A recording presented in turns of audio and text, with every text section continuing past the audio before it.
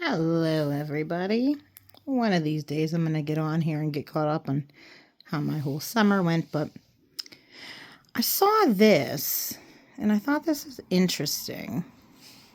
Of the idiots. Hey, Elon, the dumbest people on Earth think you're stupid. They don't like you because you jump funny. King of the idiots. The idiot who sent rockets into space? The idiot who created the largest made-in-America car manufacturer in decades? The idiot who just gave free internet to the people who were hit by the hurricane? The idiot who invented brain implants to cure neurological disorders? The idiot with the IQ of like 160. Maybe he's not the idiot. Yeah, maybe you're the idiot. Someone said this is the cringiest thing they've ever seen in politics. Hey, you know what's cringy? An entire generation of people who identify as autistic earthworms making fun of an autistic dude's jumping skills. That's cringy. That's so cringe. Hey, when the dumbest people on Earth call you an idiot, it says more about them than it says about you. It's not rocket science. Yeah, rocket science is what Elon does. You're just a keyboard warrior. It's not brain surgery. Yeah, brain surgery is what Elon does. And what we do is make sweet music videos. So go check out our new music video, Dane.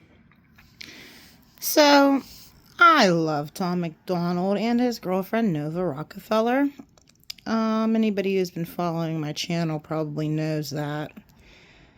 They both openly struggle with their mental health, are pretty hardcore conservative patriots, and a couple years ago, this is the same mentality that I had. However, at least 51% of the consciousness community do not like Elon Musk, and I don't either. And this guy, his YouTube page, Innerstanding, I've been paying attention to him. I mean, I turned all this shit off at the beginning of summer and just started going to fucking concerts, because you can only look at this shit so much and not handle it well for so long before you need a break, because I literally, this shit just makes me want to self-destruct, fucking spontaneously combust. I mean, having to go through conscious information is so infuriating.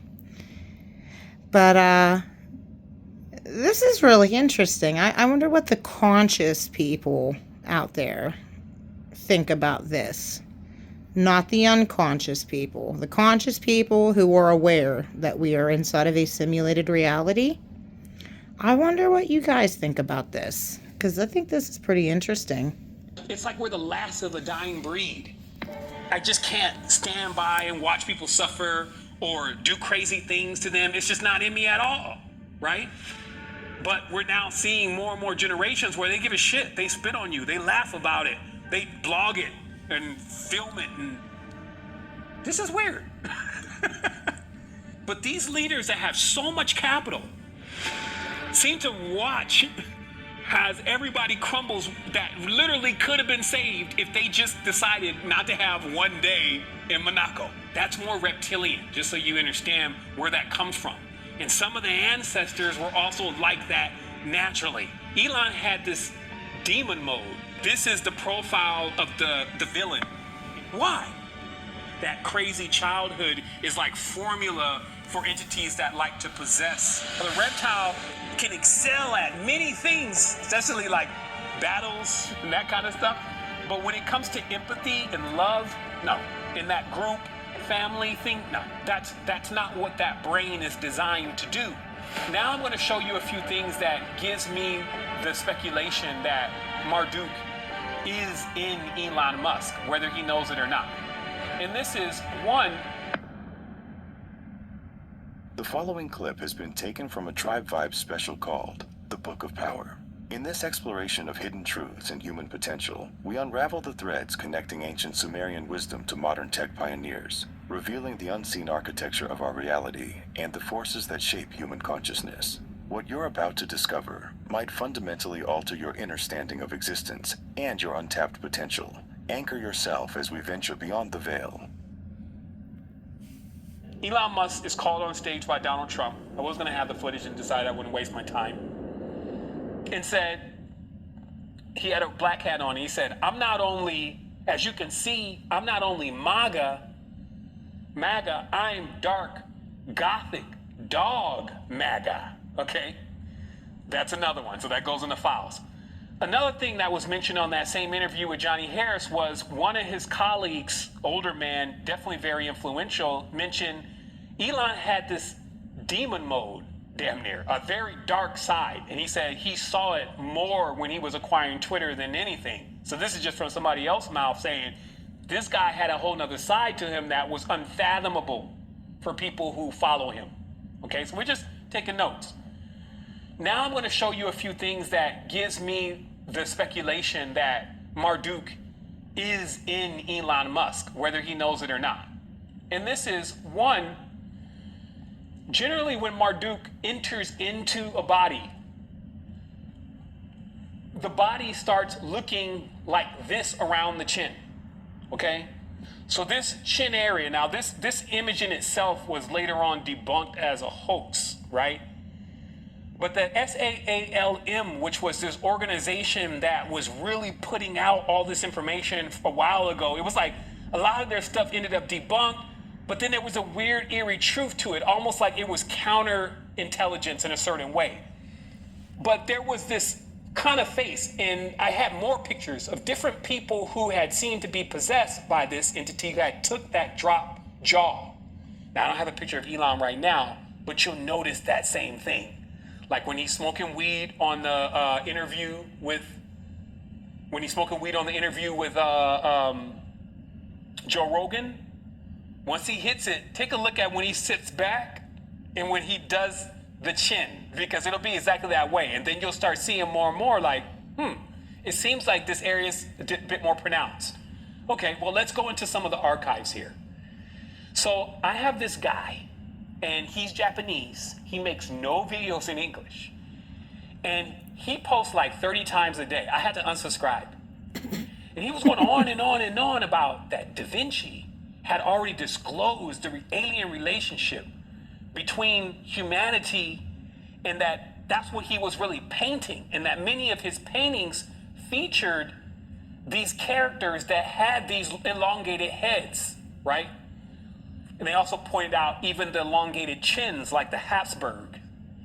And then there was just a whole dossier, and this will have to be laid out for next Tribe Vibes, of just showing how the empire of Marduk, or the Sumerians, if you may, which kind of broke themselves down into numbers and symbols because that's what works on the left hemispheres of the brain, embedded their entire pantheon and hierarchy within the actual ruling and governmental structures to this very day.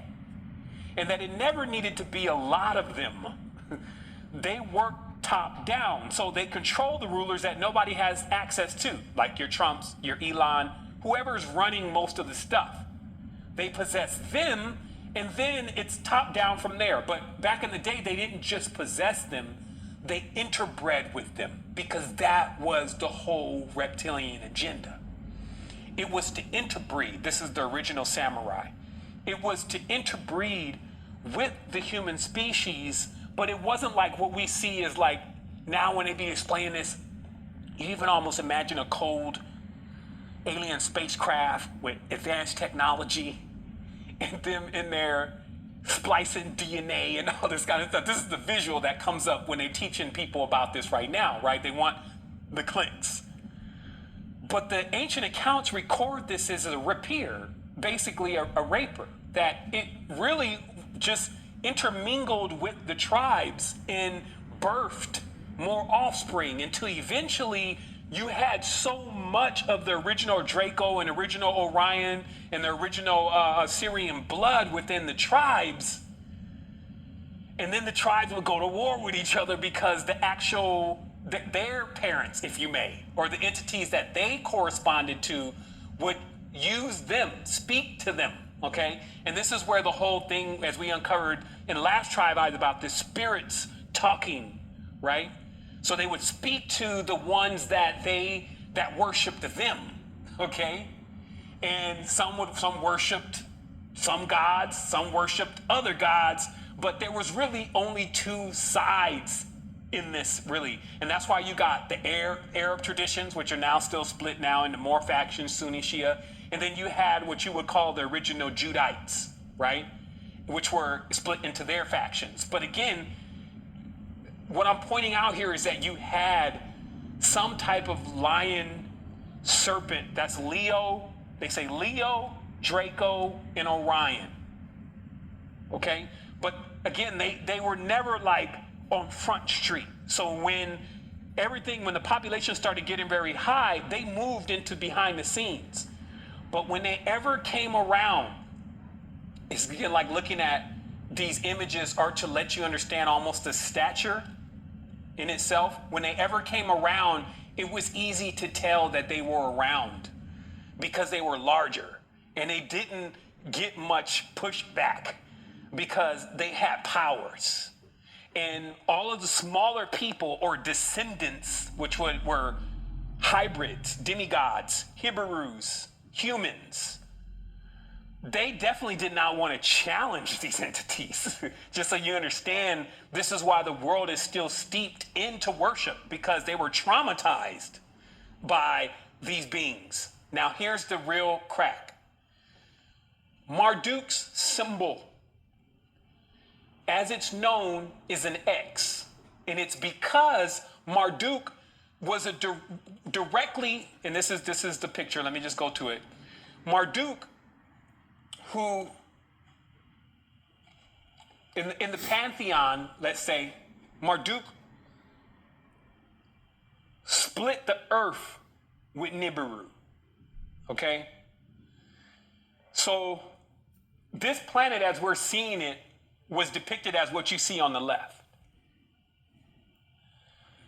It is highly possible that the body that we're calling like Earth itself is the body of this, what they're depicting to the left. But it was split. Split to a point where we even have a sky, which is cryptic. It seems to be hinting that there once was no sky.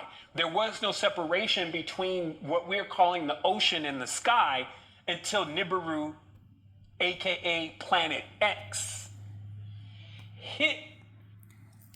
So I saw a video, I can't talk loud because my kids just got home. I saw a video that Paul Wallace made, and he said that he never studied Zecharia Sitchin because he didn't want it to contaminate what he found. And he said that he disagrees with Sitchin because he thinks that Nibiru is a spaceship, not a planet. And when he fucking said that, I'll talk about all of that shit some other time, but oh yeah, I think that Nibiru is way more of a ship than a planet. But anywho. Earth or Tiamat and split her. And in that way, Marduk ascended in the pantheon for that. Okay, so what they're saying is that before Marduk, he was like low rank great grandson, half breed born on Earth. But when he split Tiamat, he ranked up and ended up being given, in many ways, control over different parts of Earth. Now, how can we see if this is true? Take a look at this. And what I want you to ask yourself, this is a real image over at SpaceX. Doesn't that look a little strange to you? Meaning that, how long will it take humanity to realize that the extraterrestrials, quote unquote, are already here? Look at this. Look at the size of those things. Like the other day, we drove by some windmills, the big windmills. And we always have this thing that when we see these windmills, it has this eerie feeling. The turbines, the big giant ones, it has this eerie feeling. Like when something is so large, it's dismaling. That's the term, dismal. And, this is just a clip because it immediately was like, as I continue to get those transmissions, look, they're already here. They're working with this dude And now, and this was months and months ago, like this is years ago. But then when you start seeing how it all unfolds, because like you can go and find old Marduk. I'm making a video. Is Elon Musk videos on YouTube from yours truly. But what I'm saying is that as things now unfold, we're in the future now. Now somehow this guy is in the White House now. Like he posted on Twitter, he was in the White House Oval Office, and he had the sink in his hand, and he said, "Let that sink in," right? Which is somewhat of a double pun because that term, I mean, the expression is he brought everything but the kitchen sink, right? That's a term we use in the U.S., right? But he had the kitchen sink, meaning that, hey, I'm bringing everything. Go look at it. It's on Twitter. It's 100 million views or whatever, because he's literally taken the platform and use it as a way to be the voice and sway minds of the world. And then now everybody that he had is now rolled into everybody that Trump has. And then now they are continuously amassing. You see what I mean? And it's just like a word to the wise. It's just like realizing how these entities that have these recursive classic stories do seem to come back. Because in conclusion, the other thing about Marduk, if you know the story, is that they blew up his spaceport. Marduk was basically abandoned on Earth or trapped on Earth. His basically ascendancies went back to Nibiru, which is planet X, or actually back to their constellation. And that I'm telling you, this is why Elon Musk has adopted the X symbol, which was what he called PayPal first. Remember, it wasn't PayPal first. It was X.com and X Incorporated. Then when he sold PayPal, he didn't sell the name. He kept the rights to the name and kept the domain. Then now here we are 20 years later after that, 15 years later, wherever, about 20 years later, and he names the company X again. So they're always talking about, hey, this guy's fixated on this X. And it's because it's Nibiru, it's Planet X, it's Marduk, who carries an X or a hammer, and that hammer is a fascia. And then you can connect all the rest of the imagery that I sent across, which will show you just how often this symbol is shown. And then finally, to be aware, once again, and that's why I say you sometimes don't want to get caught up in this. You know, you need to get yourself together, like realize your God, you realize your supreme power. We'll use that word, realize your supreme power and keep it moving. But that Earth had been through these successions of the entire rulership of Earth being passed over to what also still looks like Sumerian gods in stone. And these are huge too. This is not a small relief. So, and this also a very popular or famous one. It basically talks about the kingship being given in the world, okay? And then you get the modern names like Ahura Mazda, which is Zoroastrian, but you would have to understand like all those Zoroastrian gods are Sumerian gods. Why? Let's just look at it real quick. You've seen enough Zoroastrian stuff.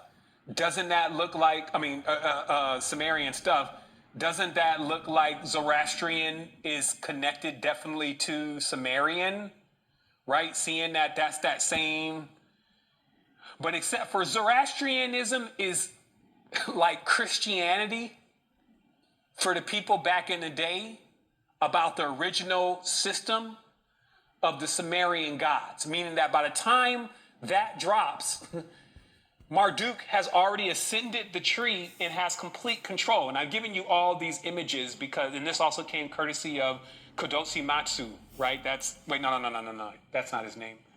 What is his name? It'll probably be on one of these images because he watermarks a lot. So, but this was just things that I've gathered and put into the file over time to, continue to watch this process, which continuously becomes this, and also acts. Remember, axe is definitely X. That's why X is in the word axe, right? And the hammer. So this kind of symbolism being present in the reality, but being used in a way where most people are kind of unsuspecting. They don't really understand what this symbolism is about. And then also, it's really Hillel. It's not Lucifer, and it's definitely not Satan. but they then absorb all of those names. But Hillel is correct because that is the real initiatory rite inside of Freemasonry, okay? But they do show you, like, just like in that movie Prometheus. Real quick, I don't think that the entity Jesus has anything to do with Inky, but They show you kind of like what we're talking about, right? He basically looks like an overpowered skinhead. Has a larger stature, and he's playing the role of Prometheus or what we would say is the modernized Lucifer. But the Shamash, which is the X symbol in itself, you see that X in the back, but that X is also the cross. So all those symbols are there. Okay, so let me conclude. What does all this mean? What does this symbol mean? It signifies a time in which Earth was conquered. That's what a cross is. Since the dawn of time, our ancestors looked to the stars for guidance. Now, ancient wisdom meets modern technology, introducing metametrics. Navigate life's challenges with confidence, with personalized metametrics. And then that causing his ascendancy in the earth, the citizens of earth, if you may, descending because all their shit floods. Remember, it was Nibiru which caused the flood of the world because of the gravitational pull of this ship. I'm still giving you the mythos. ship, yeah. But from the Sumerian text, when Nibiru passed, the gravitational pull was so high that it destabilized Earth. And the waters went into the vault and it split. Also, another planet was called Ain, I think it's AIN, became the Milky Way. There's another name for it. And it just basically is dust of an entire planet that was hit by Nibiru, right? Planet X. So again, whether or not this is factual doesn't take away from that it was written about thousands and thousands of years ago, and that when you have these modern initiates especially that are initiating themselves into these type of societies and systems, they're often going right into these Sumerian rites. They're going right into the Egyptian rites. Now, things that we need to understand is that Egyptian is almost like a technology in itself, a technology of being able to call up the spirits of things that are on other timelines, basically. You could call them God, you can give them different terms, but there are many different gods and positions. And also, according to this knowledge, it also speaks on why the pyramids are over there and they line up to Orion, and why Angkor Wat is way over there and they align to Draco. And it's because that where you put these buildings on, or these constructions on Earth, determine what they have in correlation in what we call the cosmos. So if someone was worshiping another god or other gods, they would build their own pyramids or temples, which you see in Nubia. Like, they're almost like acupuncture points themselves. You would see their own pyramids, temples, and obelisks, but sitting on certain points on the earth, and those are like antennas. And when you're around that, you get the transmission. But in the conquering of Marduk, all of the worship systems and everything came under the domain of Marduk, and all of the old systems were destroyed. And this is why even York was saying, hey, I'm Murdoch. I'm from the planet Marduk, because basically before that destruction of what happened to Earth, you had a Nibirian society actually here on Earth, but they weren't under Marduk. They were under Anu. Then when the whole cataclysm happened, Enlil and Anu were technically on one side, and children of Enlil and Anu remained on Earth when they went back to Nibiru, and Marduk basically took out all of his pain and all this on the children of the old Nibirians. And this is just one thing that Marduk has done on the planet. So now, again, this is why this is, again, if you understand symbolism, they say that Marduk is the ram in the thicket, which is what they model Baphomet off of, and what they model the sacrifice, even Jesus, because we know Jesus is Marduk, and this is where you put all put it all together. Like, he's the Sun King that is a literal, almost like a literal man that wants the worship of others, but he plays this role that he's been sacrificed. So this ram in the thicket, which is in the Old Testament, which was the ram that Abraham took, I believe. Yeah, I think it was Abraham. And he sacrificed to Yahweh first. This is the story of Marduk. He's the sun god that was sacrificed, blah, blah, blah, blah, blah. Because again, the rites then get into weird stuff. And I won't elaborate on this today, but the rites are what you would make up as the evil magic of today. Like when they do all these weird sacrifice and blood and killing and all this kind of stuff. These are the rites, if you may. And as you can see, this stuff goes back from antiquity, but the originals, like, because a lot of times when you look at these images now, you see like sadhus, Brahmins, right? Which we know is Abraham. Abraham is a Brahmin. His wife is Sarah. She's Saraswati, right? So you get a chance to see, hey, they keep fooling everybody because everybody is not united. Also, the powers of the Draco is for sure in fear and chaos. They operate in that because they don't have emotions. So while everything else is going crazy, they're rather calm because they don't feel it. But they know because, and it explained it specifically. I actually will copy and paste it here. We'll go into questions in a minute. But he explained why it's that way. Like why, when you don't have that faculty, like for us, actually explain, because we have this faculty where the way that our neocortex is designed, it makes us care about the things that are around us and preserve each other and all that. So they started exploiting that. They started exploiting that emotional faculty that we have. Not just that we're nice, but that we can detect emotions and empathy. And then they created this fear-based reality where there's terror all the time, where there's things blowing up, where there's financial crises and all this kind of stuff going on because it keeps us in disarray. You look at the world there, because our emotional always goes towards in that same empathy, like, hey, I want to do something about this. I want to become a part of this. I want to join. You see what I mean? So they exploit that to the teeth. So as I said before, while the factions behind the scenes may not be completely united, right, like they are beefing, they have agreed to unite on that cause of keeping human beings suppressed. The same bodies that we arrived in, the same tribes that we arrived in, unless you're sitting right in the cabinet of the ruler, you're not in. And you're part of the game and the chess that they play. And this would be almost in many ways through agreement, through something that you even say, yeah, this is what I want to happen. And that also can happen when you don't have a good picture of what else you could do.